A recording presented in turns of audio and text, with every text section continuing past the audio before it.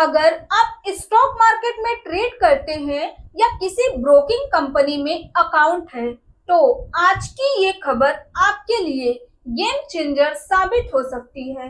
देखिए, सेबी ने एक ऐसा प्लान पेश किया है जो ब्रोकर्स के लिए कॉम्प्लियंस का बोझ घटाएगा और शायद आपके ट्रेडिंग खर्चे भी कम हो जाए। और खास बात, angel one, Motilal Oswal, Nuvama wealth और बीएससी के शेयर तो उड़ान भर ही चुके हैं, लेकिन असल कहानी तो अभी शुरू हुई है। तो आज हम बात करेंगे सेबी के कंसल्टेशन पेपर की, जिसमें स्टॉक ब्रोकर रेगुलेशन को पूरी तरह बदलने का प्लान है। और इसमें सिर्फ छोटे मोटे बदलाव नहीं, बल्कि डेफिनिशंस तक को रीडिफाइन करने की तैयारी है। सेबी यानी securities and exchange board of India ने एक कंसल्टेशन पेपर जारी किया है, जिसमें ये बताया गया है कि मौजूदा स्टॉक ब्रोकर रेगुलेशंस को कैसे सिंप्लीफाई किया जा सकता है, जिसका लक्ष्य है कॉम्प्लियंस कॉस्ट को कम करना, लैंग्वेज को आसान बनाना और सभी सब रेगुलेशंस को एक दूसरे के साथ अलाइन करना। देखिए, कैपिटल मार्केट में ये कदम इसलिए भी अहम है क्योंकि ब्रोकर कम्युनिटी लंबे समय से कंप्लेन कर रही थी कि कंप्लायंस का बोझ इतना ज्यादा है कि कॉस्ट बढ़ जाती है और छोटे प्लेयर्स टिक नहीं पाते।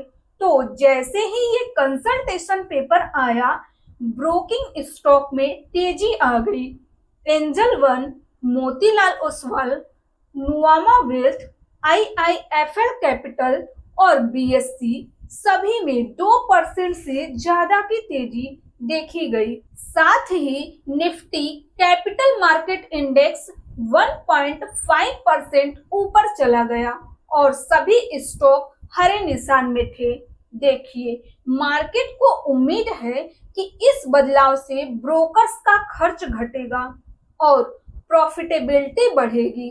तो आखिर सेबी क्या बदलने जा रहा है, आइए एक एक करके समझते हैं। देखिए, पहली बार सेबी अपने स्टॉक ब्रोकर रेगुलेशंस 1992 में एल्गोरिथमिक ट्रेडिंग को डिफाइन करेगा, जो कि अब तक ये टर्म लूजली इस्तेमाल होती थी, जिससे रेगुलेशन का दायरा क्लियर नहीं था। दूसरा, एग्जीक्यूशन वनली प्लेटफॉर्म, यानी ऐसे डिजिटल या ऑनलाइन प्लेटफॉर्म जो सिर्फ म्यूचुअल फंड्स के डायरेक्ट प्लान्स में बाय सेल की सुविधा देते हैं।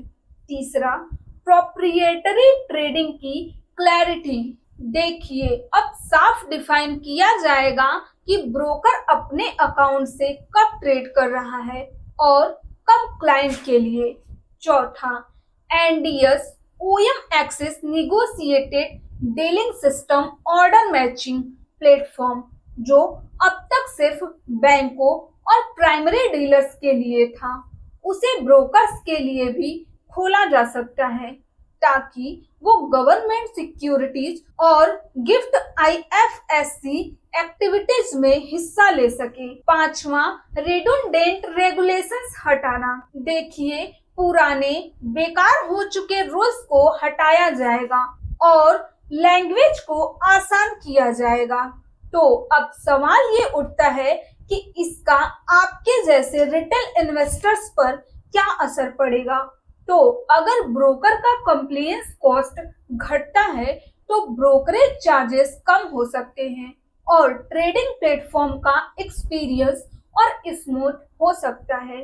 साथ ही एल्गोरिथमिक ट्रेडिंग की प्रॉपर डेफिनेशन से मिसयूज रोकने में मदद मिलेगी और ट्रांसपेरेंसी बढ़ने से इन्वेस्टर प्रोटेक्शन मजबूत होगा। सेबी ने इस कंसल्टेशन पेपर पर फीडबैक के लिए 3 सितंबर 2025 तक का समय दिया है। तो कोई भी स्टेक होल्डर, चाहे ब्रोकर हो, इन्वेस्टर हो या इंडस्ट्री एक्सपर्ट हो, सेबी के ऑनलाइन पोर्टल या ईमेल के जरिए अपना सुझाव भेज सकता है। इसके बाद सेबी फाइनल रेगुलेशंस जारी करेगा। तो ये था सेबी का नया गेम प्लान, जो ब्रोकिंग इंडस्ट्री में एक नई क्रांति ला सकता है। तो आपको क्या लगता है, क्या ब्रोकरेज चार्जेस सच में कम होंगे या ये सिर्फ पेपर वर्क का बदलाव है? अपनी राय हमें कमेंट बॉक्स में जरूर बताइए।